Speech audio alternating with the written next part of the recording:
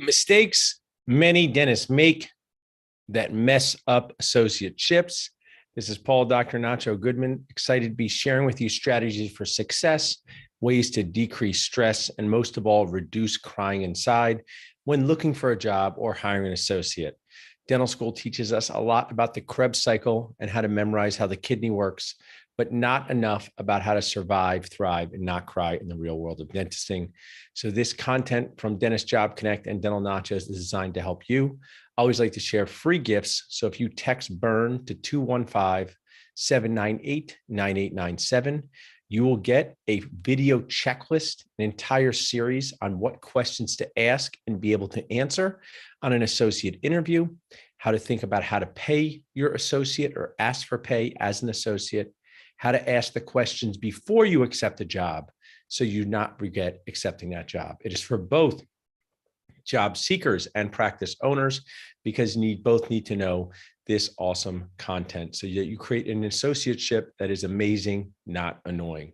The whole purpose of everything that I do is to make everyone just a little bit less annoyed each day. So I appreciate you watching in with me. I have some awesome people watching in with me. If you're watching this on demand later, you can also text in this number with questions that you have. But if you're watching in live, please ask questions in the chat. I also like to share that there are 4 major decisions every dentist makes in their career: finding a job, buying a practice, hiring an associate, and selling your practice. We are happy to help you with all of those stages at any age in your career. Just text job to 215-543-6454, buy to that same number, hire and sell wherever you are in this dental journey, and we will send you back helpful information.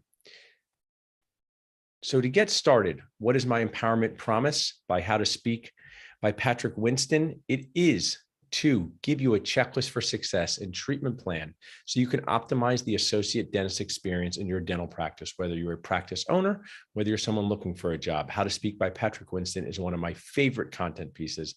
Highly recommend you look it up on YouTube. It just has a few views, over 4 million views. So the first thing I would like to talk about here is busy is a feeling, not a fact. Busy is a feeling, not a fact. What does that mean? A common mistake I see when a practice owner hires their first associate is not truly analyzing the patient volume to support a schedule for that associate. So being busy can be a feeling. I've been a dentist for 2 decades now, 20 years. And some of the busiest days are the most non-productive. Some days where things go smoothly are productive. Some days that are crazy busy, you do 14 small fillings. Some days that are smooth, you get to do powerful work that helps people chew and smile with confidence. We have to do it all on our nacho plate of dentisting. There's no small procedures, just small attitudes towards procedures. But as a practice owner, you need to look at, can I support an associate? What is my schedule like? What am I willing to share? If you think of your production like a pizza and you are a solo GP producing $1.2 million a year, and that's 8 slices of pizza, you bring in an associate dentist, you're going to need to share that pizza. We're going to come up later on one of my tips here, one of my success strategies. Expect to make less profit when you add an associate, but why you're doing it is to decrease stress, maybe mentor, have someone that you can rely on, take more vacation. But a common mistake I see when a practice owner hires their first associate is not truly analyzing the volume. So for an associate to earn $10,000 a month, that's $120,000 a year. There's going to be about $30,000 of collection/production. Let's just make collections and production the same for this discussion. If that's $30,000 a month, you have that revenue to share or build with your associate. If you do not, maybe a part-time associate is for you. But one of the most common challenges I see, one of the most cry inside-y things I see is a young dentist reaching out to me saying, I was hired full-time 4 days a week and there's only enough patients for 2 days a week. So analyze your schedule, how far you're booked out, what you can share. Before you offer an associate a position. It's better to start with part-time and build that up into full-time than to offer a full-time position and disappoint people. The classic over-deliver and under-promise. At any times now, we have more people in the Zoom. If you have any questions, please feel free to ask them. I would love to answer them here real time. Don't make this mistake when hiring an associate, not adequately preparing your team to work with a dentist that is not you. So I know that you've been an amazing dentist with an awesome team, and you've been working for 23 years, day after day, year after year, but your team knows you. Your team knows what you like to do. Your team knows how you put out the bonding agent. Your team knows how to manage the insanity of the running a dental office with you, just like my own daughters being outside of this Zoom room here, just as part of the awesomeness of being able to do stuff from home, but also the challenges. You have your family here with you. So bonding, I'm here bonding with my family while I'm sharing some information with you. So prepare your team to say, hey, our new associate, he or she is not going to, they are not going to do everything the way I do things. We want to make sure that we're supporting our new associate.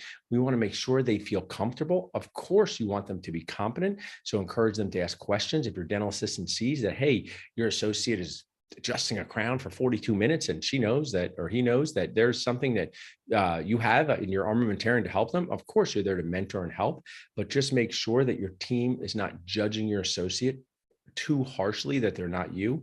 Share with them as the leader, hey, we are here to learn from each other. Everyone does things a little bit differently, but it can turn out awesome. And this is where you do a lot of mentoring and discussion with your associate behind the scenes. Any questions about this common mistake that I see? So number one mistake, not analyzing if the schedule is full enough to support an associate. Number two mistake, when hiring an associate, not adequately preparing your team to work with a dentist that is not you. Next mistake here, unrealistic clinical expectations. So maybe you refer out all of your endo and extractions. Those are difficult specialty procedures. Having unrealistic expectations of an associate coming in and doing those procedures in your practice is not going to be something that works for someone who just graduated from dental school or residency. They didn't do an endo residency. They didn't do an oral surgery residency. So make sure your expectations, make sure you analyze the complexity of each case. I did a GPR, and when I came out of my GPR, I could extract teeth that were easy and medium, but it didn't mean I could extract impacted wisdom teeth just because I did a GPR. It didn't mean I could do all second molar endo just because I did a GPR AGD. So make sure you do not have unrealistic clinical expectations. Make sure the majority of what your associate is doing in the what procedures is restorative dentistry, crowns, fillings, night guards, implant restorations, maybe implant overdentures if you can mentor your associate to that, but do not have unrealistic clinical expectations of your associate dentist. Those, I've seen misalignment there, and that causes a lot of decreased morale. The associate feels, oh my gosh, I'm not good enough to do this. The practice owner says, why can't you do this? And you have to think for a second, practice owners, why aren't you doing your endo? Why aren't you doing your extractions? There's a variety of reasons, but one is those are very, very challenging procedures. So make sure you're setting your associate up for success by not having unrealistic clinical expectations. Please feel free to jump in with any questions at any time that you have. People watching in live, people are watching it on demand, they can reach out to us by texting questions to 215-543-6454. Another mistake when hiring an associate, not physically being there. Too often I see a practice owner say, I'm going to hire an associate to work on Thursdays and Fridays so I can play golf and do something else. And that is not going to work, especially in the beginning of the associate practice owner relationship.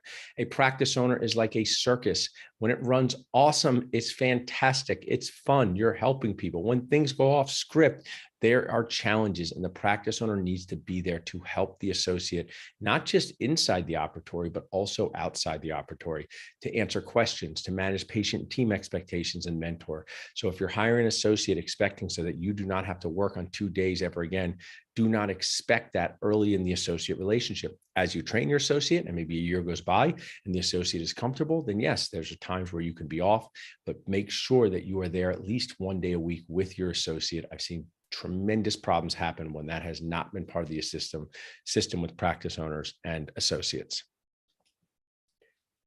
Next mistake, when hiring an associate dentist, not having a dental focused attorney create a contract. A contract outlines expectations. Think of it like a treatment plan for our patients. Outlines expectations, makes the associate feel its value, and protects the practice. It's not some negotiation where you're fighting with each other over the restrictive covenant or over the termination clause. It's creating a win-win for both parties, still while protecting your practice and also creating a contract that you would sign yourself. One of the awesome nacho dentists said, Paul, I did it. I hired an associate and I gave the associate a contract that I would not have a problem signing myself. That is a great way to go into your contract with an associate, but get a dental focused attorney. Get someone who does this every day. Don't DIY your own legal work. This is too important on both sides. So connect with a dental focused attorney. If you would like us to connect you with an amazing team of dental focused attorneys, please just reach out to us. You can text the word attorney to 215-543-6454, or you can email the word attorney recommendation or phrase returning recommendation to salsa@dentalnachos.com.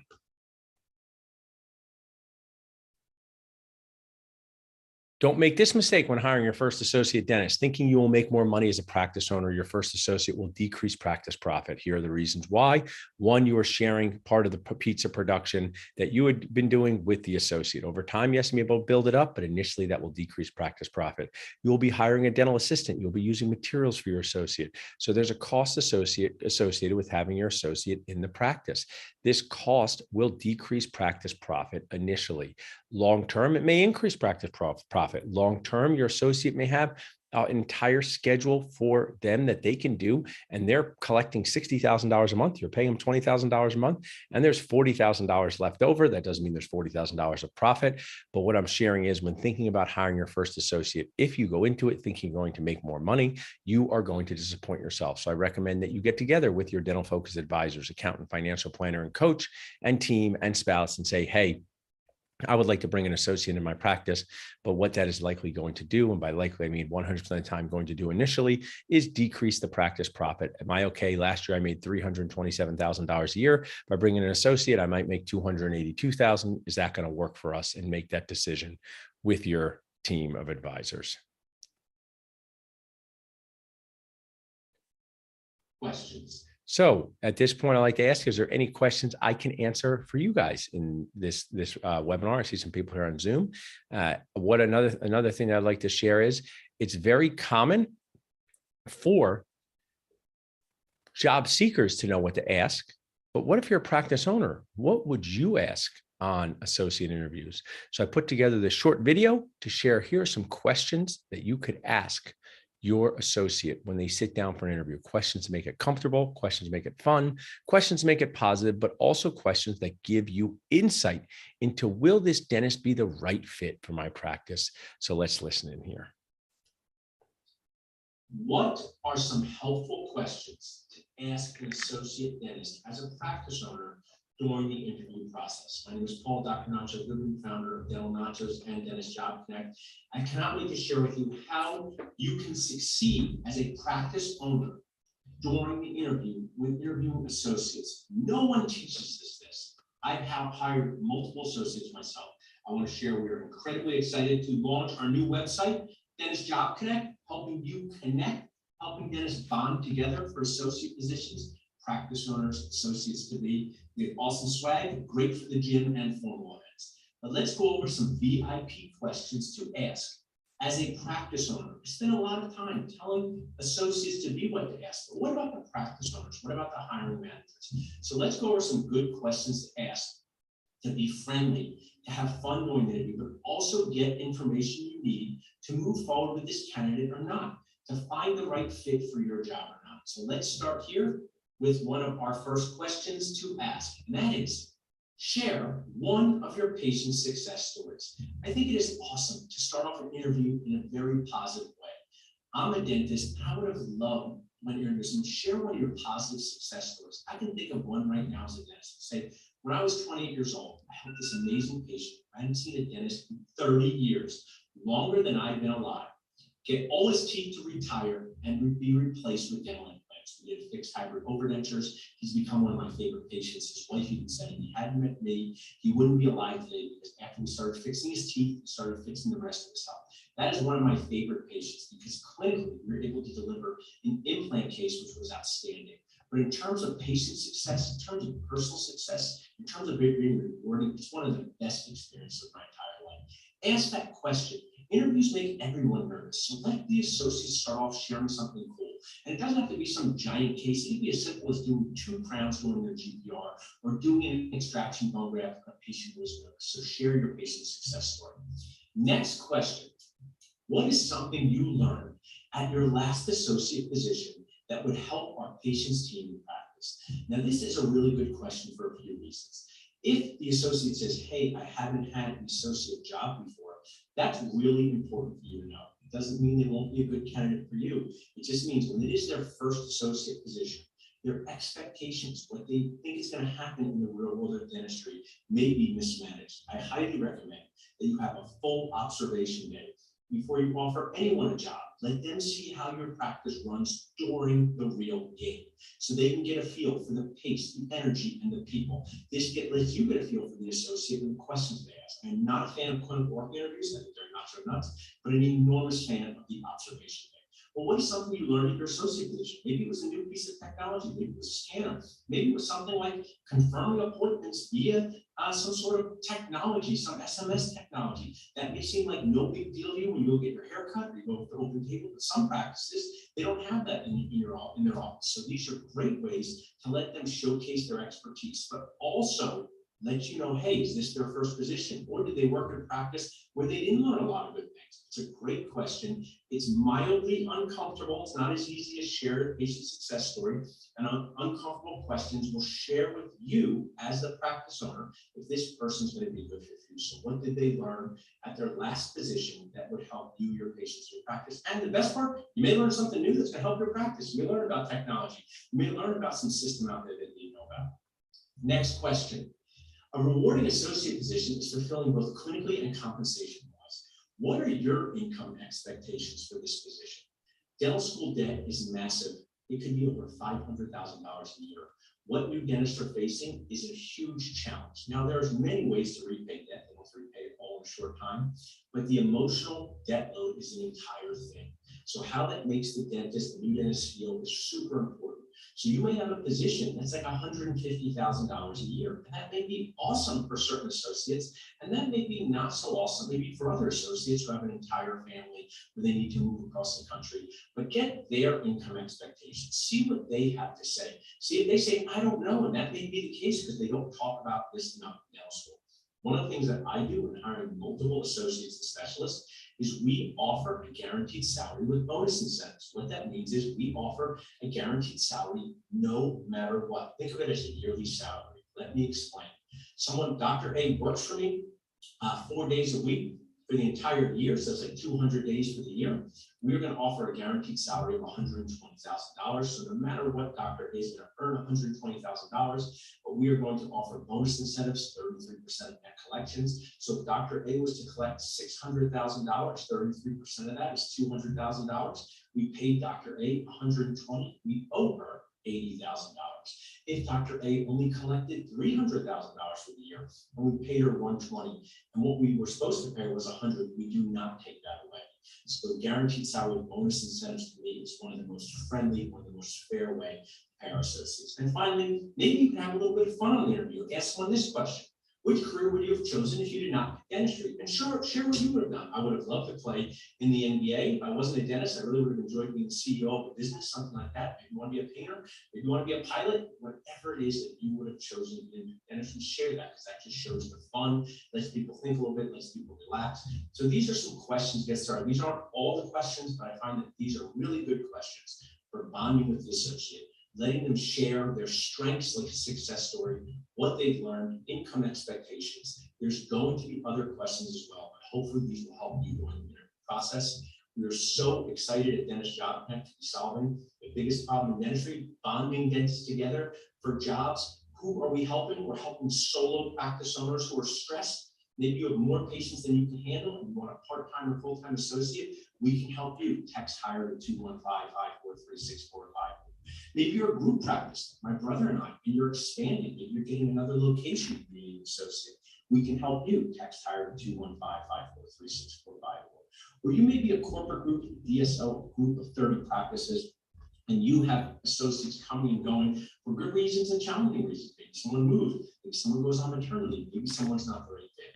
We can help you. Text hire to 215-543-6454 to learn how Dentist Job Connect can help you hire an associate. You can also visit our website at www.dentistjobconnect.com. So hopefully that gave you guys some insight into a variety of things, some take-home points. Many mistakes dentists make that mess up associateships have to do with managing expectations. These M's too, the morale, the money, the mentorship. Focus on that and the key points I went through, from creating a win-win contract that outlines expectations, to having an authentic discussion about money, safety net guarantees, which I'm a huge fan of, with bonus incentives like making a percentage of collections. It's important. Is the schedule going to be busy enough, have enough patience for you to produce on? I talked about the 3 knots that cause problems. Not enough patience to produce on, not enough team preparation, not enough mentorship. If I can help you in any way, or the Dentist Job Connect team, we would love to do so. If you're here live and would like to ask a question, I would love to answer them. If you'd like to reach out to me to have a question answered, I would be happy to answer them. The best way to reach out to us, this is my brother and I, partners in our practice, and our awesome new associate working with us, is to reach out to us this way by texting wherever you are in the circle of dentisting life, finding a job, buying a practice, hiring an associate, or selling a practice. We can share with you free CE. We can jump on a complimentary call with you before you decide what to do next. We're here for you to provide responsible information so you can treatment plan your own happiness. We all need more of that. Whether we are a D1 in dental school or a D44, as old as I am, 44 years after dental school, and 20 years after dental school, 44 years on earth here, we're here to help you. The more we share, the more we care, the better dentisting world we can build together. Thanks, guys.